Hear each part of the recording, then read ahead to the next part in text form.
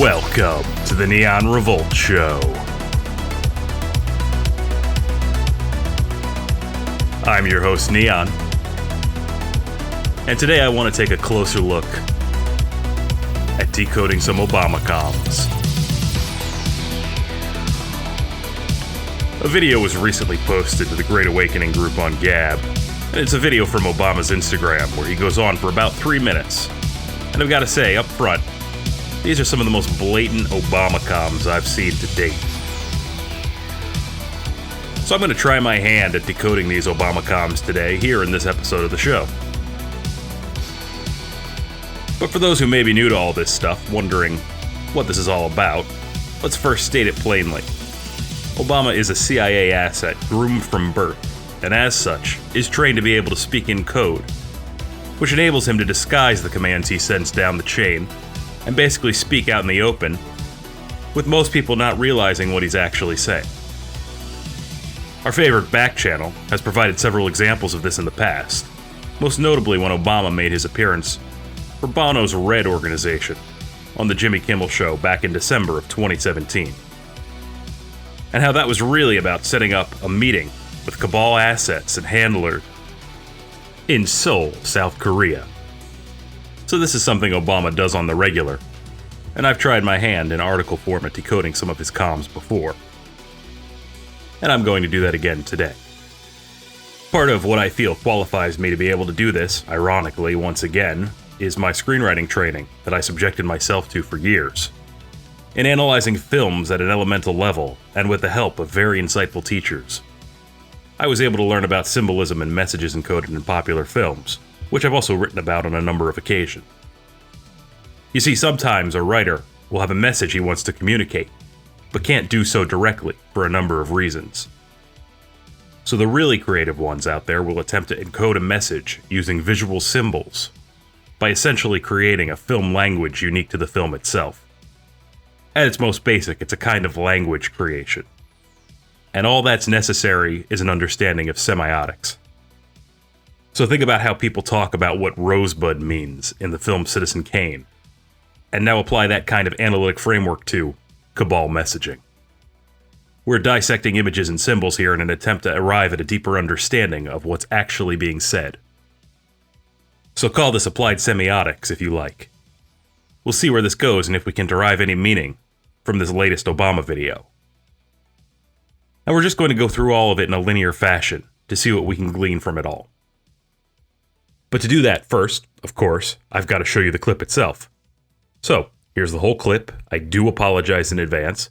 If you feel the contents of your stomach rising up through your esophagus at any time during playback, do feel free to pause, run to the nearest restroom, and take care of whatever you need to. Okay, here we go. Over the past few months, I've learned a thing or two from young people about how to quarantine successfully.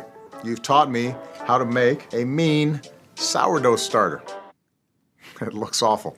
You showed me the Renegade challenge. Renegade. Great name, by the way, which I've been enjoying on my Finsta.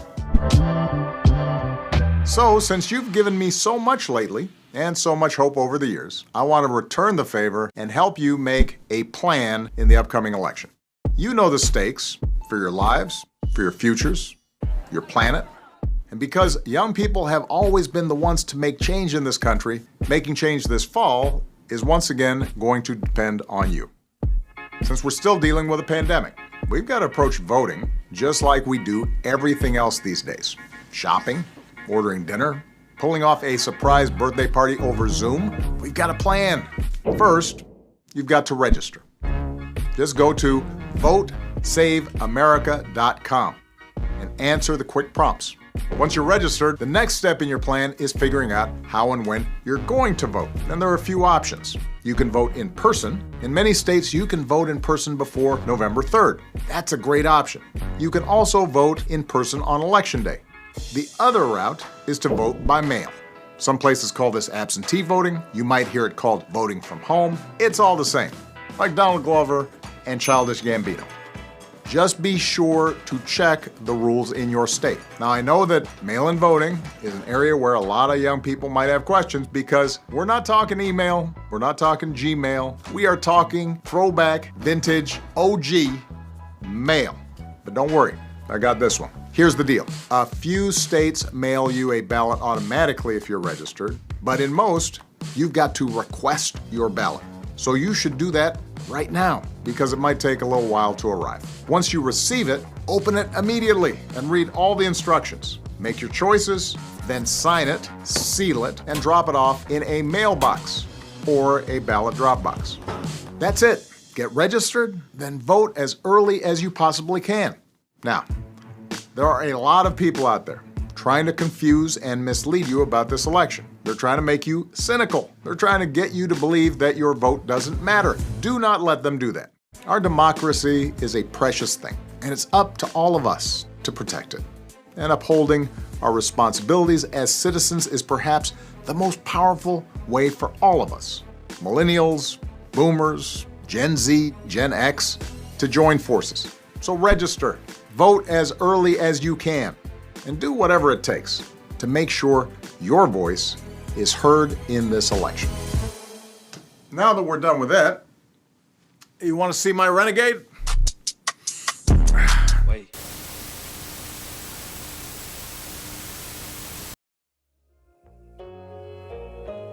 That is the full contents of the video, and I'm sure you're already picking up on the multiple Renegade references.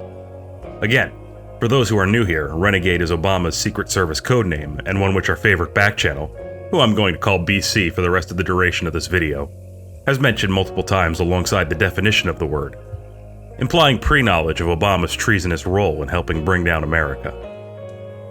But let's start at the beginning with the first image we see, the one of the sourdough starter.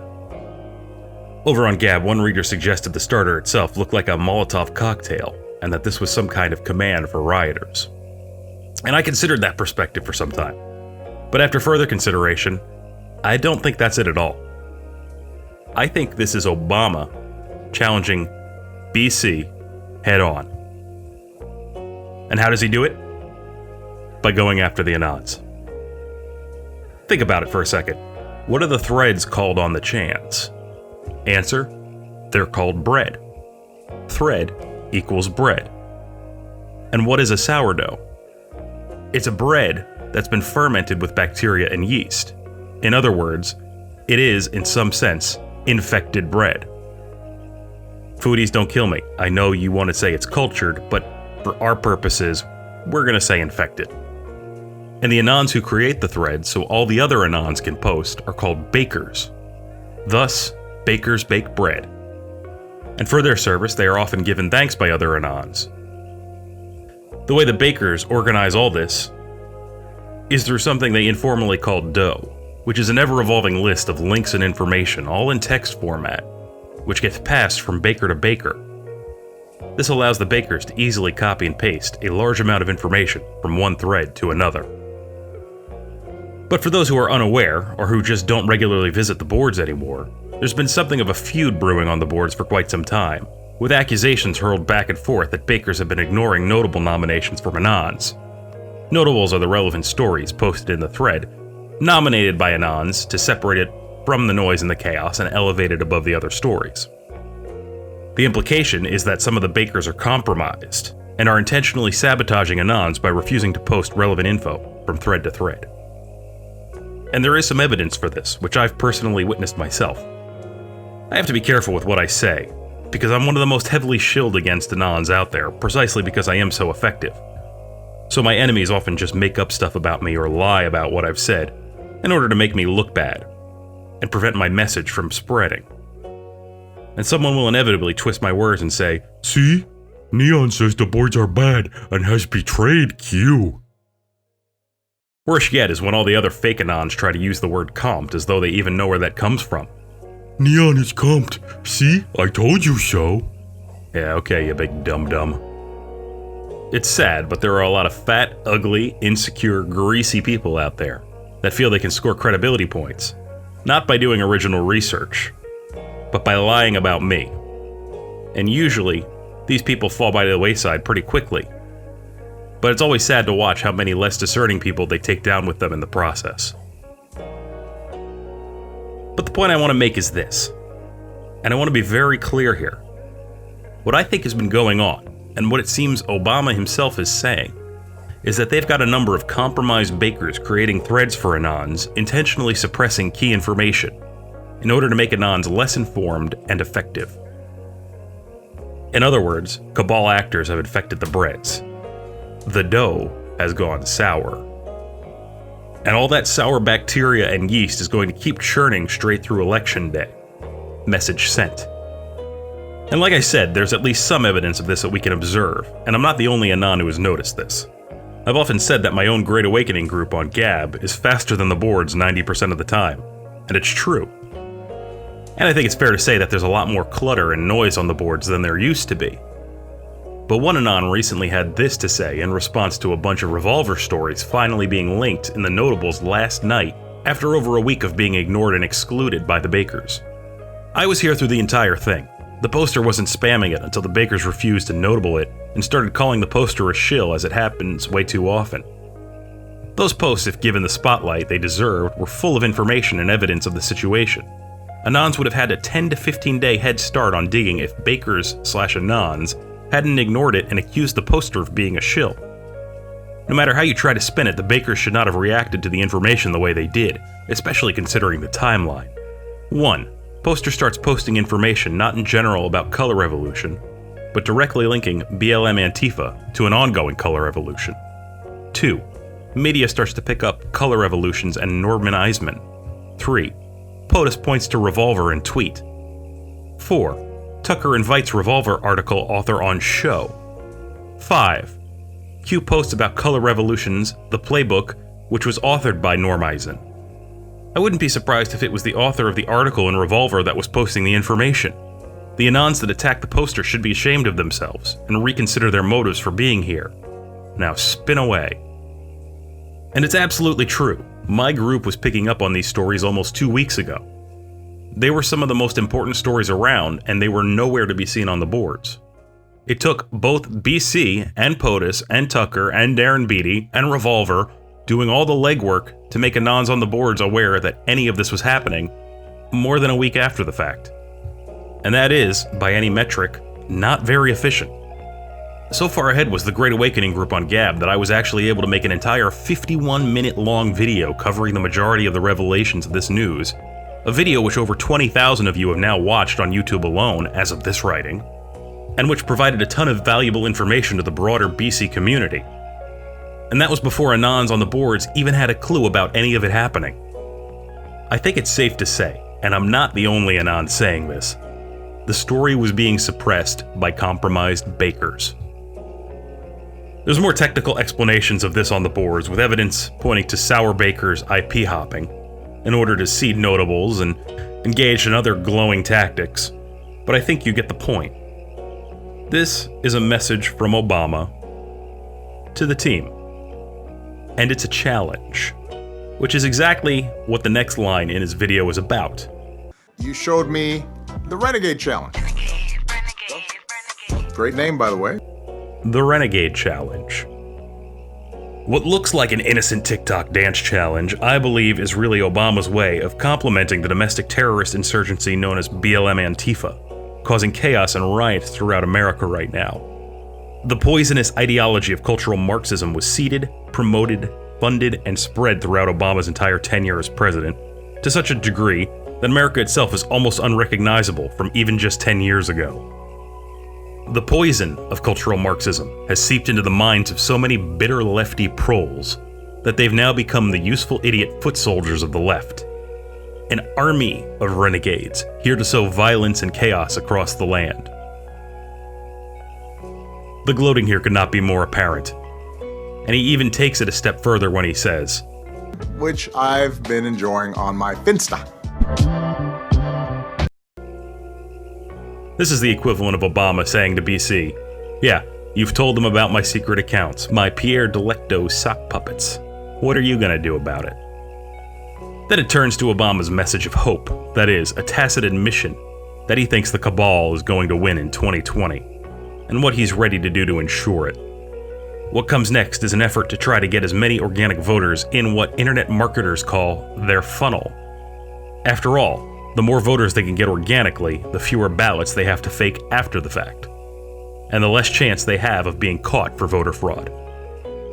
This particular funnel is a site called votesaveamerica.com and is run by Crooked Media, a radical left online media company founded by Obama alums, and which you might know from their most popular podcast, Pod Save America. But Obama reveals the central conceit a few minutes later, if you know what to look for. This is an information harvesting operation designed to register voters in order to get them to vote and then have mail-in ballots sent out automatically in many states, which may or may not arrive and which will undoubtedly be filled with a straight Dem ticket. Double votes provided by minimal automatic voter information harvesting. And the reason he wants people to vote as early as they can, even before the election day, is to try to figure out how many fake ballots they will need after election day. Because, as we already know from the leaked Transition Integrity Project memos, the plan is not to concede, but to challenge everywhere they can, even in states Trump wins, to get that media spouting off a narrative about this election being stolen by Trump and Trump refusing to step down, and, I'll add this here, even getting the international community involved as a result. What if the Dems run with this narrative and demand foreign powers help them remove Trump from office? Will we be seeing United Nations or Chinese communist soldiers in our land demanding leadership change? I think that's their plan. And note the "do whatever it takes" line from Obama. And do whatever it takes to make sure your voice is heard in this election. Whatever it takes. Like more rioting, more looting, more chaos and violence? And then you have the line at the end of the video. Now that we're done with that, you want to see my Renegade? Wait. This is the ultimate signal to the rest of the cabal. In Drop 4014, BC signaled that a change of batter was coming, and that she was saved from officially announcing. BC also already posted this article from The Hill, implying that it was possible for Barack to run as VP, even though he had already served 2 terms as president. This, I believe, is his formal acceptance of that commission by his handlers, and his direct challenge to both BC and Trump, hidden under the snarky and smug pretense of being a mere TikTok reference.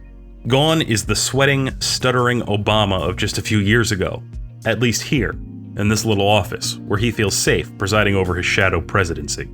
Confident in the plans and machinations of the entire cabal apparatus to steal the 2020 election, shielded, at least momentarily, from reality. And he makes a good show of it, his faux confidence barely cracking in front of the camera in this controlled environment, where his makeup team and media editor can both shore him up. But the reality is this: patriots will not stop until we see justice. And there's ultimately only one sentence for treason. By hook or by crook, we will see it through to the end, and we will let slip the sword of justice. But unlike you, Mr. Renegade, we don't have to hide our intentions behind clever words and misdirection. So listen to this. Challenge accepted.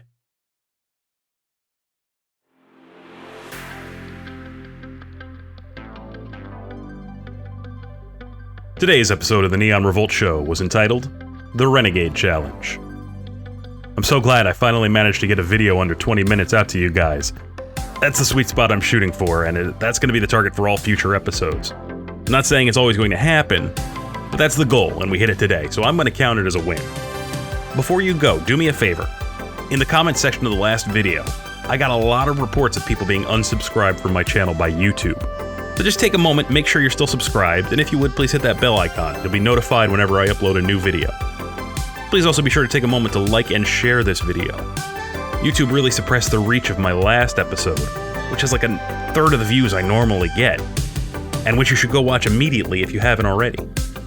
Liking and sharing on multiple platforms helps overcome big tech censorship. And of course, my show is not in any way limited to YouTube.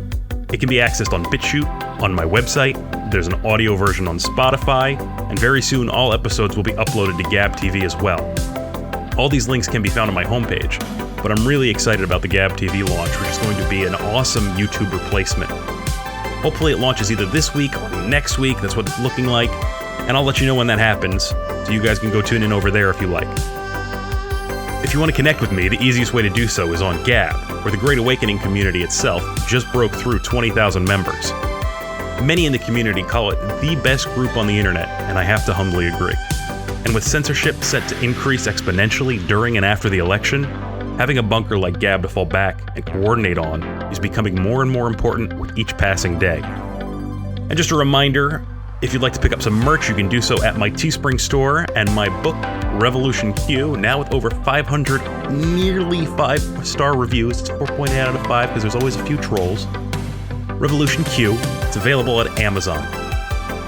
Your purchases go a long way in supporting my efforts, especially since the likes of YouTube still refuses to allow my channel to be monetized. I'm going on 4 months now, just being in monetization approval limbo. And the excuse they give is, of course, the pandemic. Meanwhile, other channels get monetized instantly. They aren't playing fair, guys. They're trying to make this as difficult as possible for truth tellers and patriots to make a living. But we will not be dissuaded. We continue to build and grow around them, bypassing their systems of control entirely, and wresting power away from those who neither deserve it and who can't be entrusted with it. That's all for this, the 6th edition of the Neon Revolt show. Once again, I am your host, Neon. Until next time.